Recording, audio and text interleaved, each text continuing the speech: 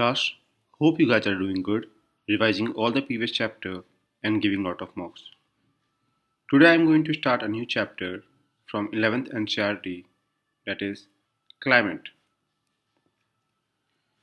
Start करने से पहले इन दो वर्ड के बीच में डिफरेंस जान लेते हैं। लोग नॉर्मली इसका इस्तेमाल साथ में करते हैं वेदर और क्लाइमेट का, लेकिन being a geography student we should be aware कि वेदर और क्लाइमेट दो डिफरेंट वर्ड्स हैं। वेदर एक मोमेंट्री स्टेट ऑफ एटमॉस्फेयर को शो करता है। दैट मीन्स कि पर्टिकुलर एक मोमेंट में कैसा वेदर है, कि सर बाहर क्लाउड से sir cloudy weather, sir rainy weather कह सकते हो तुम। लेकिन क्लाइमेट क्या है? क्लाइमेट एक एवरेज है किसका? वेदर कंडीशन का over long period of time. जैसे हमारी एनसीईआरटी में लिखा 50 ईयर्स, कुछ किताबें लिखती हैं 30 ईयर्स मोर। तो क्या हो गया? Weather is a momentary state of atmosphere और क्लाइमेट इन्हीं सब वेदर्स का एक एवरेज कंडीशंस जो कि लंबे समय से रहने पे वो एक्वायर किया है। तो वेदर चेंज हो सकता है कैसे? एक दिन के अंदर, और आज हो सकता है बारिश हो रही है, कल खुला आसमान हो, या फिर एक वीक के अंदर। इसमें क्या है, 50 सालों या उससे ज़्यादा से समय लग जाता है चेंज नोटिस करने में। फॉर एग्जांपल कई सारे लोग कह रहे हैं अगर इसी तरीके से ग्लोबल वार्मिंग चलती रही तो कहीं ना कहीं हमारे अर्थ का 2 डिग्री सेल्सियस इंक्रीज कर जाएगा, जिस इंक्रीज के कारण हो सकता है कि कुछ पर्टिकुलर क्रॉप्स डिस्ट्रॉय हो जाए। या फिर याद करिए हमारे पोल्स पे क्या है, ग्लेशियर्स हैं, बर्फ़ है। तो वो अगर मान लीजिए अभी आर रेट से पिघल रहे हैं तो कोई नहीं, पानी बह रहा है। इसी आर में प्लस एक और आर कर दे, डैट मीन्स उसका रेट इंक्रीज कर दें, तो इसी सेम कोर्स में जो वॉल्यूम है वाटर का वो इंक्रीज हो जाएगा, तो फ्लड तरह की समस्याएं आने लगेंगी। इस चैप्टर में समझना भी है हमें ग्लोबल वार्मिंग के क्या ड्रॉबैक्स हैं, क्या फिनोमिनाज, ये सब चीज़ें समझेंगे। हमारी बुक बहुत अच्छे से स्टार्ट होती है, उसमें लिखा है कि हम इस वेदर चेंज को कैसे नोटिस करते हैं। हम गर्मी के सीजन्स में हम डिफरेंट तरह के यूनिफॉर्म पहन के आते हैं स्कूल में, लाइट कलर की यूनिफॉर्म पहन के आते हैं। ठंडक आने लगती है तो हम समझ जाते हैं ठंडक आ गई है, तो स्वेटर निकालने का मौसम हो गया है। तो ये सारे डिस्टिंग्विश हम कर पाते हैं, ठीक है। तो इंडिया में किस तरह का क्लाइमेट है, आपने बहुत बार सुना होगा monsoon type of climate, monsoon type of climate. तो ये हमारे इंडिया में मानसून टाइप ऑफ क्लाइमेट है। तो यहाँ पे एक वर्ड लिखा हुआ है, unity and diversity of monsoon climate. तो मैंने दो अलग हेड कर दिया है। यूनिटी मतलब क्या हो गया कि देयर इज लोकल डिफरेंसेस, हम कह सकते हैं डाइवर्सिटीज हैं, लोकल डाइवर्सिटीज, लेकिन पूरे अर्थ में जो कि यहाँ से हमारा क्या होता है, जो साउथ वेस्ट विंड है वो मॉइस्चर के साथ कैरी करती हैं पूरे थ्रू आउट द हमारे इंडिया में, रेनफॉल का कॉज बनती हैं। तो इसलिए मानसून टाइप ऑफ क्लाइमेट कहते हैं। तो जहाँ भी इस तरह का वेदर है, जिस भी जहाँ पे है, हम उससे यूनाइट है। केवल इंडिया में ही नहीं, अगर एशिया किसी कंट्री में अगर ये सेम फिनोमिना हो रहा है तो हम उससे भी यूनाइटेड हैं कहीं ना कहीं। लेकिन still there are diversity in climate. उस डाइवर्सिटी किन किन पैरामीटर के कारण हो पा रही है? हम कहते हैं कि विंड अलग तरह की बह रही है। फॉर एग्जांपल यहाँ पे मान लीजिए विंड बह रही है इस डायरेक्शन में, कुछ देर बाद रेडिएटिंग मानसून जिसे कहते हैं वापस से इस डायरेक्शन में बहती है। तो there is diversity of wind direction also. और एक और हमने फिनोमेना पढ़ा था, किस तरीके से हाई प्रेशर एरिया मान लो इस साइड है, लो प्रेशर एरिया इस साइड है, तो विंड का डायरेक्शन, तो हाई प्रेशर से लो प्रेशर तक विंड जाएगी। लेकिन अगर लो प्रेशर इस साइड है और हाई प्रेशर इस साइड है तो डायरेक्शन ऑफ विंड चेंज हो जाएगी। तो ऑब्वियसली डाइवर्सिटी है क्लाइमेट में, टेम्परेचर में भी डाइवर्सिटी है, और बहुत सारी डाइवर्सिटीज़ हैं। अगर यही हम देखें राजस्थान के थार वगैरह एरिया में, तो कितना ज़्यादा 55 डिग्री सेल्सियस तक पहुंच जाता है वहाँ पे टेम्परेचर। और यही लेह में बात करें तो माइनस में होता है, -20 अराउंड डिग्री सेल्सियस। तो इतने सारी डाइवर्सिटीज़ हैं किसी फॉर्म में, टेम्परेचर के फॉर्म में। रेनफॉल में भी सेम हो गया। रेनफॉल में कैसा कि सर यहाँ वेस्टर्न साइड पे क्या है, बहुत ज़्यादा बारिश हो रही है, this is also some diversity show करते हैं यहाँ पे। और फिर केवल रेनफॉल में नहीं, अब रेनफॉल भी हो गया, अगर एक पर्टिकुलर टर्म दे दूँ प्रेसिपिटेशन, तो इसमें भी डाइवर्सिटी है। कैसी डाइवर्सिटी? सबसे पहली कि हो सकता हो कि स्नोफॉल हो सकता हो हेल स्टॉर्म हो, बड़े बड़े पत्थर बर्फ के गिरे, हो सकता हो स्लीट हो। स्लीट क्या है? जो बूंद की साइज की जो बर्फ निकलती, स्लीट हो सकता है। और ऑब्वियसली जो अभी एक फिनोमेना जो लिखा हुआ rainfall, that can be also. एक तो किस तरह का प्रेसिपिटेशन हो रहा है इसमें भी डाइवर्सिटी है, और किस रेट से होगा, किस अमाउंट में होगा, इसमें भी डाइवर्सिटी है। राजस्थान के एरिया में बारिश बहुत कम होती है, 50 सेंटीमीटर रेनफॉल अराउंड। अब यहीं मेघालय में जो गारू खासी जनती है, खासी हिल्स के पास, हम जानते हैं कितने की 1024 सेंटीमीटर रेनफॉल, जो कि इंडिया टेरिटरी का मैक्सिमम है। तो ये सारी चीज़ें भी डिफरेंसेस हैं। Seasons obviously reason of seasons में विंटर है, रेनी है, समर है, ये सारे सीजन्स में डिफरेंसेस हैं। Obviously degree of वेटनेस and dryness also, कि वेदर में ड्राइनेस कितनी है, मॉइस्चर कितना प्रेजेंट है, इन सब चीज़ों पे भी डाइवर्सिटीज़ हैं। तो सिंपली टॉपिक अगर समराइज करूँ कि क्या समझा हमने इससे, there is unity of climate. हम या तो यूनिटी क्या होता है बेसिकली, जिसमें हम कुछ कॉमन ढूंढ लेते हैं, उसके बिहाफ पे एक साथ हो जाते हैं, that is somewhere so unity. Diversity, जिसमें हम अलग अलग जो फीचर्स हमारे क्लाइमेट के प्रेजेंट हैं with in the territory of India, ये सारी चीज़ें फेस करते हैं, इन पैरामीटर्स के बिहाफ पे फेस कर रहे हैं डाइवर्सिटीज़ को। और यही डाइवर्सिटीज़ कहीं ना कहीं डिफरेंट तरह के species, crop, vegetation, different different चीज़ों को आगे पुश देती हैं। तो हमने ये बात कर ली है अभी तो टेम्परेचर के बिहाफ पे, जो मैंने एग्जांपल दिए, फॉर एग्जांपल देखिए अगेन 55 डिग्री सेल्सियस, वहीं लद्दाख में मैंने 20 का अराउंड, कुछ एरिया में लेह में पर्टिकुलरली -45 तक पहुंच जा रहा है। तो ये सारे एरियाज इतने इंपॉर्टेंट नहीं है। If you want to read this pause अभी, you can read this point also. जैसा कि बताया मैंने, regional variation of precipitation, snowfall हो सकता है, क्या स्नोफॉल बुक में लिखा हुआ है, लेकिन आप ज़्यादा जानिए कि स्नोफॉल ही नहीं, rainfall can be also a possibility of precipitation, sleet can be also a possibility, पढ़ाया भी है स्लिट के बारे में, hail storm can be possibilities, ये सारी चीज़ें पॉसिबल हो सकते हैं। ठीक है। At the same time there is, as I told you, Garo Hills of Meghalaya, यही पास में गारो खासी भी है, जैंतिया भी है, ये हिल्स हैं यहाँ पे भी, जहाँ पे एक जैसलमेर एक जगह है जहाँ पे पूरे साल में जितनी 10 सालों में जितनी बारिश नहीं होती है, वहाँ पे एक दिन में इतनी बारिश हो जा रही है सिंगल डे में। दैट्स ऑल्सो डाइवर्सिटी, डिफरेंस देख रहे हैं, इतनी डिफरेंसेज यहाँ पे प्रेजेंट है। तो ये सारी चीज़ें हैं रेनफॉल के प्रेसिपिटेशन फॉर्म में।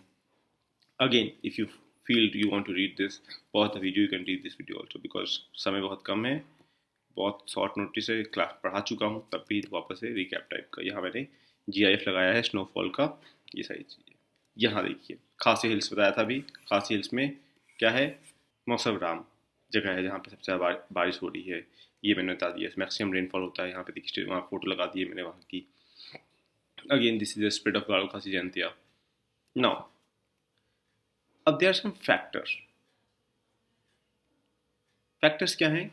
Factors responsible for determining this climate. Again very important topic, I will make start with this side. दो हो सकते हैं, क्या हो सकते हैं? पहला factor, factor related to location and relief, कहाँ पे वो जगह है, किस रिलीफ फीचर, किस फिजियोलॉजिकल फीचर्स में है, ये भी कहीं ना कहीं डिटरमाइन करेगा उस एरिया के क्लाइमेट को। जैसे पहला टॉपिक लिखा है लैटिट्यूड। अब हम इतने बार पढ़ चुके हैं जोग्राफी, जोग्राफी के स्टूडेंट होने के नाते आपको पता भी होगा कि अगर मैंने कहा लैटिट्यूड इज रिस्पॉन्सिबल, तो कहीं ना कहीं मैं ये बात करने वाला हूँ कि कहाँ पे कितना ज़्यादा सनलाइट रिसीव कर रहा है। फॉर एग्जांपल हमने जाना था कि ट्रॉपिकल के एरियाज में परपेंडिकुलर रेज गिरती हैं, तो यहाँ का एरिया ज़्यादा गर्म होता है, यहाँ स्लैंट फॉल होता है क्योंकि हमारा अर्थ ज्वाइड शेप का है, तो फिर यहाँ स्लैंट, यहाँ पे कम हीट ट्रैप हो पाई, कम पहुँच पाएंगे यहाँ पे हीट, तो इस एरिया में हीट ज़्यादा फॉल करेगी, तो यही वो एरिया है जहाँ पे बारिश भी ज़्यादा होगी, क्यों? प्रेसिपिटेशन फिनोमेना ज़्यादा होगा। ये सारी चीज़ें मैंने बताई थी, होप ये चीज़ें याद होंगी। अगर लैटिट्यूड याद है तो अगेन हिमालयस माउंटेन, वहाँ पे क्यों बात कर रहा हूँ? अगेन हिमालयाज में that means your I am going to talk about increase in altitude.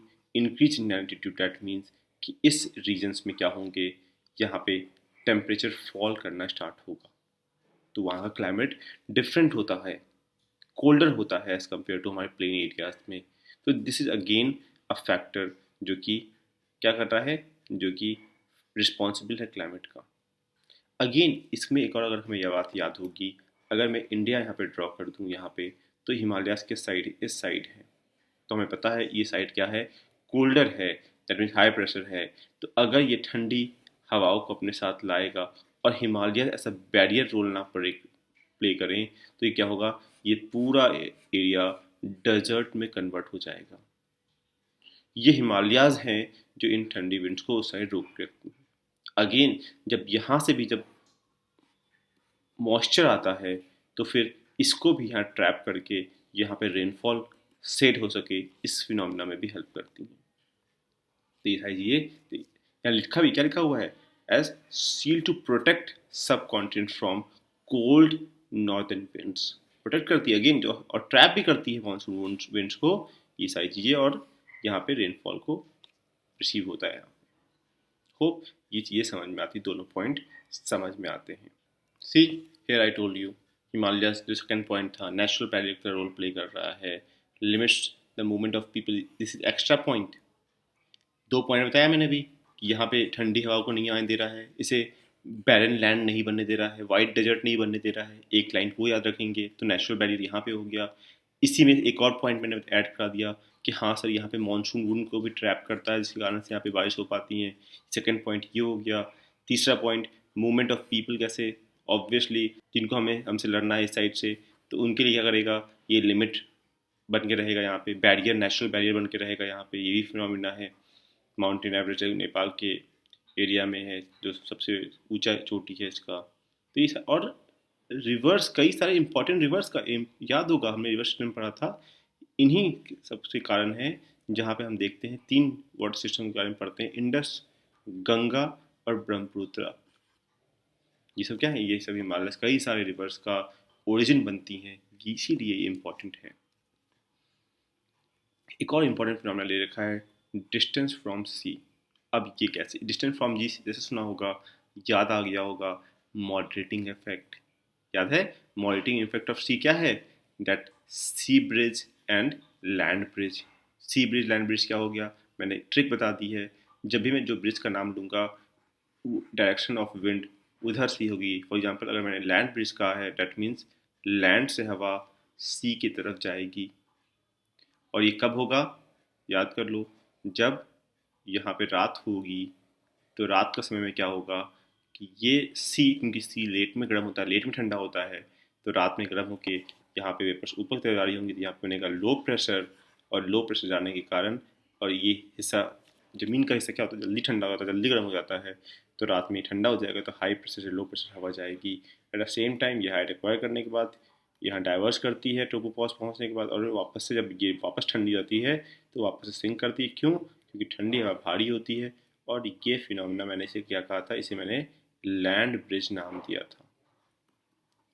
इससे क्या होता है, मॉडरेटिंग इफेक्ट रहता है। इसी का जस्ट उल्टा मैंने पढ़ाया था sea bridge. Again there will be land, there will be sea. This time sea bridge का है, तो सी से हवा जाएगी लैंड की तरफ। कब जाएगी, जब रात हो रहा होगा, सॉरी दिन हो रहा होगा, इसकी रोशनियाँ फॉल होंगी, पानी समुद्र लेट में गर्म होगा, लैंड जल्दी गर्म होगा, तो again this time here we will find the low pressure, और लो प्रेशर से फिर यहाँ पे क्या होगा, ये अभी ठंडा होगा एज कम्पेयर टू लैंड, तो यहाँ पे हाई प्रेशर से लो होगा। लो प्रेशर अगेन डाइवर्स करेगी, और फिर ठंडा होने के बाद वापस नीचे फॉल करेगी हाई प्रेशर। इसे मैंने कहा था सी ब्रिज, इसको नाम दिया था।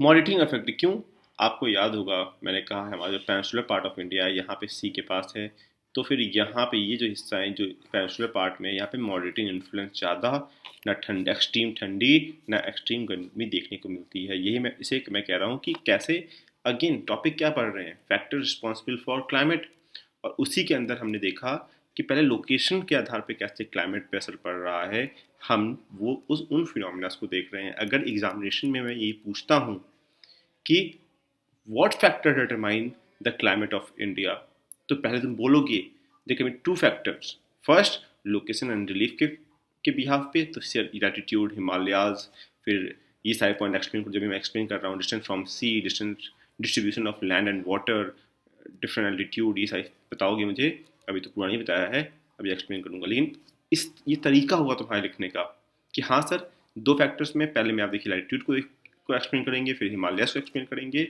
और जो मैं पॉइंट बोल रहा हूँ वो चीज़ वहाँ पे होना चाहिए। ठीक है, अब अगर ये डिस्टेंस फ्रॉम सी के अब समझ गए होगे कि सर अब अच्छा आप ये कहना चाह रहे हैं कि अगर ये हिस्सा जो है दिल्ली का हिस्सा, वो बहुत गर्मी वहाँ पे होगी, बहुत ठंडक वहाँ पे होगी अलग अलग सीजन्स में, लेकिन आपके पेनिनसुलर पार्ट में क्योंकि वो सी के पास में है तो वहाँ पे ये सिचुएशन नहीं होगी, वहाँ पे मॉडरेटिंग इन्फ्लुएंस रहेगा। तो मैं कहूँगा हाँ, क्यों हो रहा है ऐसा, क्योंकि डिस्टेंस फ्रॉम सी। ठीक है, फिर नेक्स्ट टॉपिक पढ़ेंगे distribution of land and water. Again क्यों ये कह रहा हूँ, जरा सोचो, ये फिनोमेना जो मैंने ऊपर पढ़ा है कंबाइन अगर उससे करो, ये क्यों हो पाया, क्योंकि डिस्ट्रीब्यूशन ऑफ क्या है, वाटर और land, to be very specific. और भी अगर लैंड फॉर्म्स ले लो, लैंड में भी तुम अगर ले लो, डेजर्ट ले लो, लैंड में ही तुम ऐसा जगह ले लो जहाँ पे स्नो कवर है, जहाँ पे एल्बिडो इफेक्ट बहुत देखने को मिलेगा। तो अगेन ये सारी चीज़ें रिस्पॉन्सिबल होंगी किसकी, डिफरेंट क्लाइमेट सिचुएशंस की, डिफरेंट क्लाइमेट के फॉर्मेशन की। अगर ये पॉइंट समझ में आता है तो फिर हमारा एक और पॉइंट है, that is difference in altitude. Altitude में क्यों, क्योंकि हमने वेजिटेशन चैप्टर में देखा है कि किस तरीके से टेम्परेचर डिक्रीज करता है एल्टीट्यूड इंक्रीज करने से, तो इसीलिए ये सारी चीज़ें हम देखेंगे। ठीक है, क्यों, अगेन यहाँ पे किसी और तरह का वेजिटेशन होगा, यहाँ पे किसी और तरह का वेजिटेशन होगा, यहाँ पे अल्पाइन तरह का फॉरेस्ट होगा, तो ये फिनोमेना भी, तो एक्चुअली में यहाँ पे अगर किसी दिन रहेगी, यहाँ पे ठंडा रहेगा as compare to cooler place रहेगा यहाँ पे, जैसे कि हम देखते हैं अपने उत्तराखंड वगैरह के एरियाज में वहाँ ठंडक पड़ती है, बर्फ पड़ रहे हैं, ये क्यों, क्योंकि डिफरेंट क्लाइमेट सिचुएशन है। और रिस्पॉन्सिबिलिटी भी लिखा हुआ है यहाँ पे, थिन लेयर होता है, ये सब चीज़ एक्सप्लेन कर चुके हैं हम, दूसरी किताब में पढ़ चुके हैं, तो फिनोमेना याद रहेगा। क्यों, क्योंकि एयर मॉलिक्यूल्स कम हो रहे हैं, एयर मॉलिक्यूल्स कम हो रहे हैं, जो चीज़ें ट्रैप करती हैं हीट को क्या होती हैं, वेपर हो गया आपका, CO2 हो गया, या अदर गैसेज हो गए, वो सारे गैसेज डिक्रीज करने लगते हैं। क्यों, ग्रेविटी इनको अपने लेयर के पास रोक के रखती है, ऊपर और नहीं होते हैं, और यही हीट को ट्रैप करती है। तो यहाँ पे नीचे गर्मी होगी, ऊपर जाओगे कम होने लगेंगे गैसेज, इसीलिए वहाँ पे ठंडक होने लगती है। सारे फीचर्स पता होने चाहिए, लेकिन ये पढ़ चुके हैं इसलिए इतना डिटेल में नहीं बना रहे। Relief, again relief can be a physiological features, uplifted land वगैरह, ये सारे हमारे क्या हो जाएंगे, रिलीफ फीचर्स हो जाएंगे, नॉर्मल प्लेन्स नहीं। तो यहाँ भी तो क्या होगा, यहाँ भी हमारा temperature, air pressure, direction of speed of wind, ये सारी चीज़ें अफेक्ट होंगी। एक छोटा सा एग्जाम्पल देते हैं, जैसे हमारी बुक में लिखा हुआ है, वेस्टर्न घाट का दे रखा है, जो कि शायद हम तुम्हें पता भी होगा, लेकिन तब भी मैं एक्सप्लेन कर देता हूँ। क्या क्या है इसका मतलब, कि सपोज हमने पढ़ा भी है कि इंडिया, मान लो इंडिया है, बताया भी था ये वाला चीज़ कि यहाँ पे वेस्टर्न घाट्स हैं, ठीक है, और यहाँ पे देखो ऐसे करके हवा आएगी, मॉइस्चर, यहाँ पानी है, यहाँ पे अरेबियन सी है यहाँ पे, तो मॉइस्चर होगा, यहाँ पे मॉइस्चर जब लेके आएगी, तो अब यहाँ के बाद यहाँ देखना, तो जब ये ऊपर की तरफ जाएंगी तो क्या होगा, टेम्परेचर डिक्रीज करेगा, क्लाउड फॉर्मेशन होगा। अगेन ये क्यों हो रहा है, ध्यान समझना, तुम लिंक कर पाओगे। अगेन फिजियोलॉजिकल फीचर्स हैं डिफरेंट, तभी तो ये हो रहा है। तो ये नॉर्मल ऊपर तरफ लिफ्ट करेंगी, क्लाउड का फॉर्मेशन होगा, और यहाँ पे बारिश हो जाएगी। तो जो ये हिस्सा होगा इसे हम कहते हैं विंडवर्ड साइड कहते हैं, और जिस हिस्से पे ये विंड्स के कारण विंड या फिर नहीं आ पाया, इसे हम लीवर्ड साइड कहते हैं, जो कि यहाँ लिखा हुआ है, या फिर रेन शैडो एरिया भी शैडो कहते हैं। अगेन वापस से यहाँ पे जाएंगी, मॉइस्चर को होल्ड करेंगी, तो फिर वापस से बारिश यहाँ पे गाढ़ा खासी जनते में होती है, that is a different thing. लेकिन मैंने कहा ये सारे फैक्टर्स अगर नंबरिंग कर दूं, 1 2 3 4 5 और 6, ये 6 फैक्टर मैंने बताए, किसके लिए बताए हैं, factor determining the climate of India. उसमें भी ये केवल ए पार्ट था, जिसमें लोकेशन और रिलीफ के कारण से ये डिफरेंसेस थे, ये क्लाइमेट में हमने देखने को मिले थे। अब now factors related to air pressure and wind. सबसे पहला पॉइंट जो हमने बेसिक्स कह सकते हो हमने पढ़ा है, देखो ये देखो मैंने लगाया भी था सी ब्रिज और उसका दिखाना भूल गया। देखो यहाँ पे सेम फिनोमेना तुम देख पा रहे होगे कि किस तरीके से यहाँ से विंड जा रही किसकी तरफ, लैंड की तरफ। दैट मीन्स आपने खुद बताया अभी सी से लैंड की तरफ हवा जा रही है, तो आप इसे सी ब्रिज कहेंगे। क्यों कहेंगे? क्योंकि इस टाइम सूरज निकला हुआ होगा, सूरज ज़मीन को जल्दी गर्म कर देता है, तो गर्म होके हवाएं ऊपर की तरफ जाएंगी। क्यों? गर्म हवा हल्की होती है, तो फिर क्या होगा, फिर यहाँ से ये हाई प्रेशर इधर हो जाएगा, इधर लो प्रेशर, तो फिर ये हवा हाई प्रेशर लो प्रेशर तरफ जाएगी और ऊपर ट्रोपोस्फीयर में पहुँचने के बाद ये डाइवर्स करती है और अगर वापस से ठंडी हो जाएगी तो वापस से डिसेंट भी करेगी, तो एक सेल लाइक स्ट्रक्चर बन जाएगा। इसी को हम कह रहे हैं सी ब्रिज कह रहे हैं। तुम देख लो इसके बाल किस तरह उड़ रहे हैं, तो ये क्योंकि ये दिखा रहा है कि हवा इधर से आ रही है मॉडरेटिंग इफेक्ट को, इसलिए बीचेस का कॉन्सेप्ट होता है गोवा वगैरह में। तो होप ये समझ में आ गया होगा। ये मैं समझाने के लिए, देखो समझाने के लिए ये डायग्राम बहुत अच्छा लग रहा है मुझे। क्यों प्रेशर कम होने लगता है कि अगर मान लो तुम यहाँ पे हो, तुम कितने सारे मॉलिक्यूल्स का भार उठाना पड़ेगा। अगर तुम यहाँ पे खड़े हो तो इतने सबके मॉलिक्यूल्स का, यहाँ खड़े होगे तो यहाँ पे कम प्रेशर है, क्यों? मॉलिक्यूल केवल 3-4 ही उठाने पड़ेंगे। तो वही मैं कह रहा हूँ, ग्रेविटी इन एयर मॉलिक्यूल्स को अपने पास रोक के रखती है, तो ये हीट ट्रैप करते हैं, यहाँ पे टेम्परेचर ज़्यादा होता है। लेकिन ऊपर चलने लगते हो तो ये मॉलिक्यूल्स कम होने लगते हैं और इसीलिए टेम्परेचर घटने लगता है। और अगर मैं एक कोट करूँ तो अगर मैं याद हो तो 1 किलोमीटर ऊपर जाने पे 6.5 डिग्री सेल्सियस का डिफरेंस तुम्हें फेस करना पड़ता है ट्रोपोस्फेयर में। इसी को मैंने नॉर्मल लैप्स रेट भी कहा था, अगर याद हो तो। नॉर्मल लैप्स रेट के बारे में पढ़ा चुके हैं। ये चीज़ें हैं। अब देखो ये ध्यान से सुनना, बहुत ही इंटरेस्टिंग चीज़, एक और कॉन्सेप्ट यहाँ पे आएगा कि मैंने कहा था लैटिट्यूड डिफरेंट होने पे भी असर पड़ता है, कहा था अगर ध्यान हो कुछ देर पहले करके। तो अब तुम जरा देखो एल्टीट्यूड पे किस तरीके से ये सेम एल्टीट्यूड पे होते हुए भी, लेकिन आगरा प्लेन एरियाज में है और ये थोड़ा ऊंचाई पे है, तो ये ठंडक का एरिया है और ये एरिया कैसा है, ये गर्म एरिया है। तो थोड़ा दोनों चीज़ समझो, जो मैं अभी तुम्हें दिमाग दौड़ाया होगा, साथ साथ का दौड़ाया होगा कि हाँ सर आपने पढ़ा लैटिट्यूड एल्टीट्यूड, लेकिन जरा सा इसको तुम समझने की कोशिश करो कि ये है दोनों सेम लैटिट्यूड पे, लेकिन एल्टीट्यूड डिफरेंस के कारण भी डिफरेंस क्रिएट हो रहा है कि यहाँ पे सर ठंडक है, यहाँ पे गर्मी है। अगर ये बात समझ में आती है, क्लिक कर पाए, तो तुम्हें चेहरे पे स्माइल भी आ गई होगी कि वास्तव दोनों कॉन्सेप्ट आपस में रिलेट भी करते हैं। तो ये सारे ये पढ़ा चुका मैं, वेस्टर्न घाट्स पे किस तरह से बारिश होती है, शेडो का एरिया ये। तो जो नेक्स्ट टॉपिक हमारा है फैक्टर्स रिलेटेड टू, अच्छा जब मैं रेनफॉल का पढ़ा रहा था तो एक और टॉपिक है जो मुझे बाद में पढ़ाना ही पड़ेगा।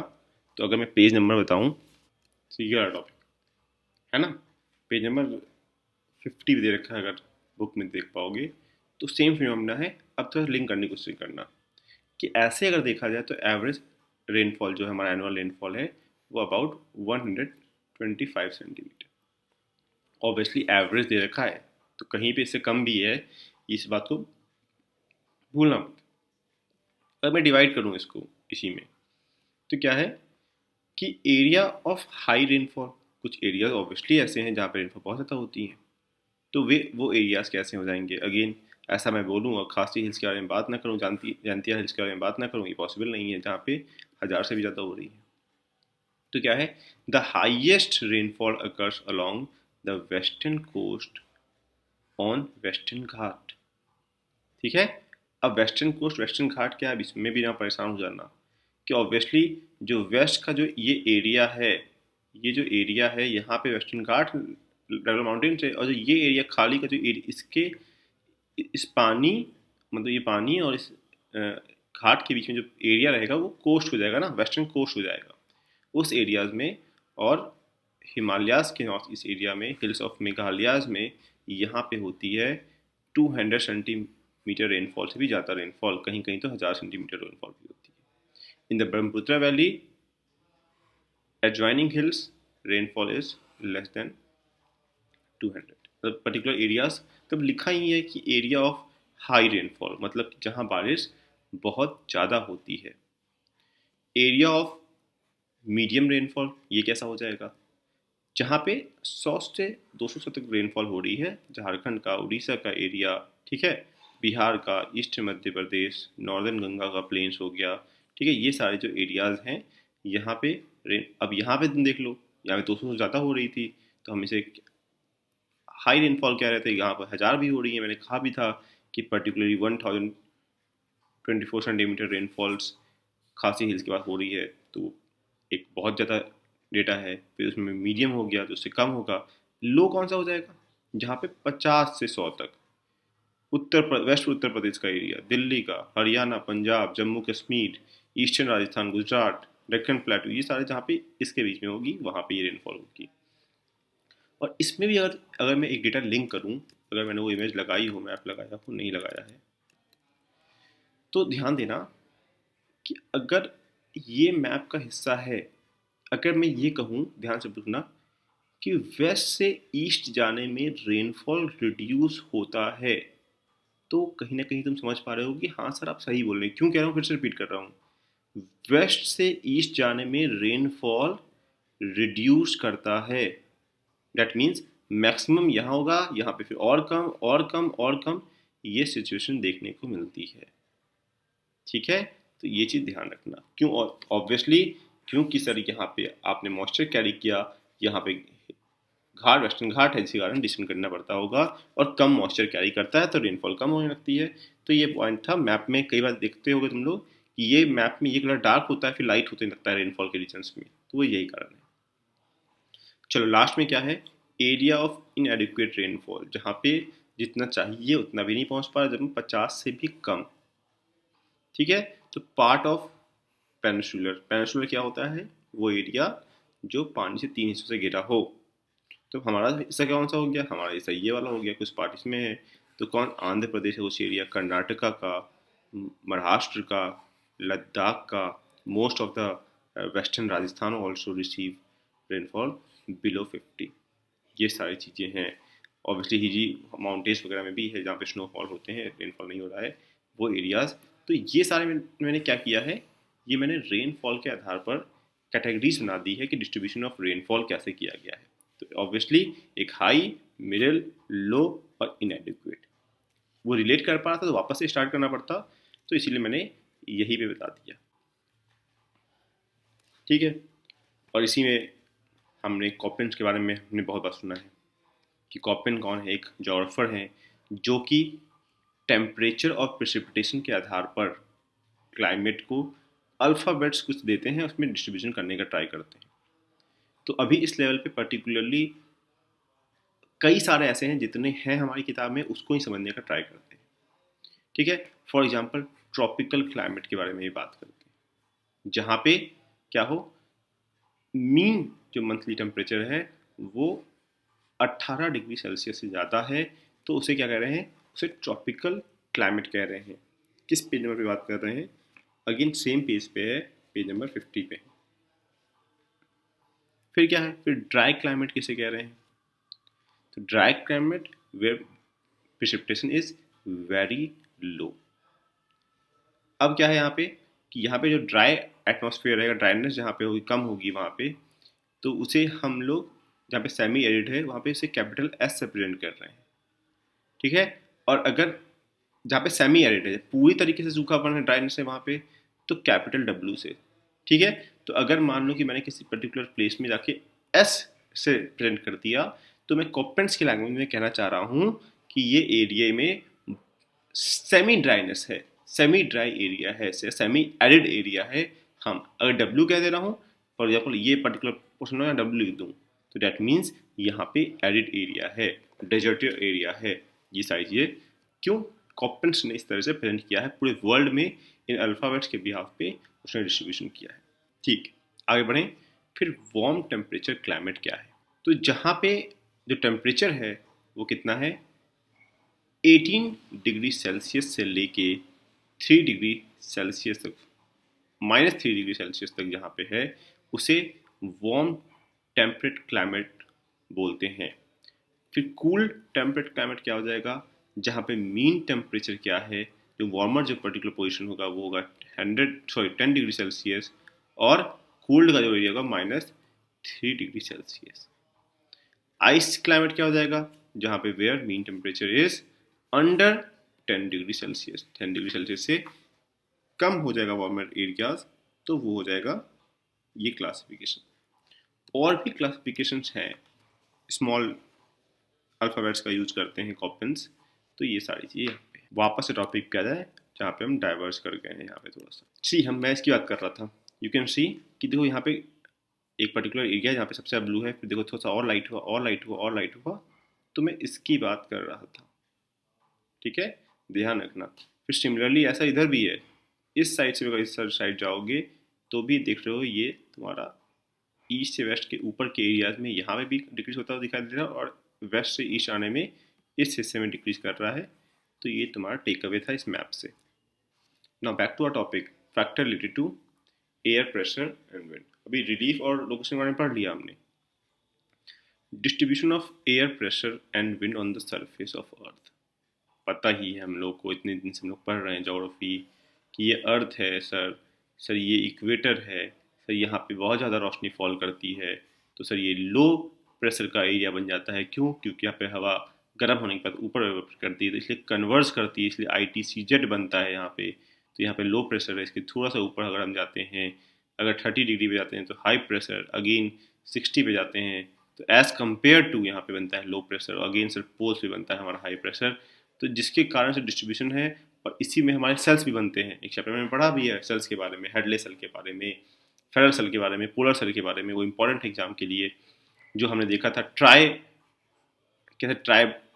सेलुलर एयर सर्कुलेशन बन रहा था, वो इंपॉर्टेंट था, याद होगा कि ट्राई यहाँ पे याद होगा अलग अलग पे ट्राई सेलुलर एयर सर्कुलेशन वहाँ पे बन रहा था, हमने देखा था। तो हाँ, ऑब्वियसली एक फैक्टर ये है। उसमें 6 थे, केवल 3 लाइन यहाँ पे है, आसान से समझ जाओगे। ऑब्वियसली 3D अगर इमेजिन करोगे तो तुमने सुना होगा जेट स्ट्रीम के बारे में भी। ऑब्वियसली वेस्टर्न डिस्टर्बेंस में तुमने सुना है कि किस तरीके से ऊपर सरफेस के, अभी तक हमने पढ़ा है तो सरफेस के बारे में पढ़ रहे थे, लेकिन ऊपर क्लाइमेट में क्या है, 3D इमेजिन करो तो सरफेस के ऊपर की ये जो हमें टच कर रहा है, लेकिन इसे इमेजिन करो कि सर ये अर्थ के ऊपर चला रहे हैं आप इसे, तो विंड स्ट्रीम्स वगैरह बन रहे हैं, ईस्टर्न विंड स्ट्रीम बन रहा है, वेस्टर्न डिस्टर्बेंस जैसे हम ऊपर की तरफ जो बह रहा है हमारे, जहाँ पे बारिश हो जाती है ठंडी के कारण, ठंड मौसम में बारिश हो जाती है वेस्टर्न डिस्टर्बेंस के कारण, वो सारे फिनोमिनाज भी, साइक्लोन्स भी कहीं ना कहीं, ये सारे फैक्टर्स, साइक्लोन्स भी अगेन सारे टॉपिक प्रेशर से रिलेट कर रहे हैं, लेकिन अलग अलग हेड्स में है, इसलिए बता दे रहा हूँ कि ऊपर के लेवल ऑब्वियसली जब सरफेस पे यहाँ सपोज हाई प्रेशर से लो प्रेशर पे जा रहा है, तो कहीं ना कहीं ऊपर एटमॉस्फेयर में डाइवर्जेंस के कारण भी ये 3D अगर इमेजिन करो तो यहाँ पे भी तो जाता है, ये हवाएं 3D में जाती हैं, तो यहाँ पे जो ये बनता है हवाएं जो आ रही हैं, अगर मैंने इमेज दिखा पाऊँ वेस्टर्न डिस्टर्बेंस का, ये देखो कि ये क्या है, जेट स्ट्रीम के बारे में बता दिया मैंने। ये देखो ये जेट स्ट्रीम की ऊपर की तरफ, यहाँ देखो मैं सही से इमेज बना पा रहा हूँ कि ऊपर की तरफ ऑब्वियसली जो फिनोमेना यहाँ हो रहा है वो यहाँ भी हो रहा है। तो ये चीज़ें हो गई। और ये देखो वेस्टर्न डिस्टर्बेंस के बारे में, ये देखो यहाँ पे आई, ये प्रेशर ऊपर की तरफ जा रही है, ये हवा यहाँ पे आके हिट करती है, बहुत स्पीड तेज होती है, जिसके कारण से भी ठंडक में बारिश होती है, उसे हम कहते हैं जेट स्ट्रीम। साइक्लोन्स बनते हैं, वेस्टर्न साइक्लोन्स बनते हैं, जो हमारे वेदर को अफेक्ट करते हैं।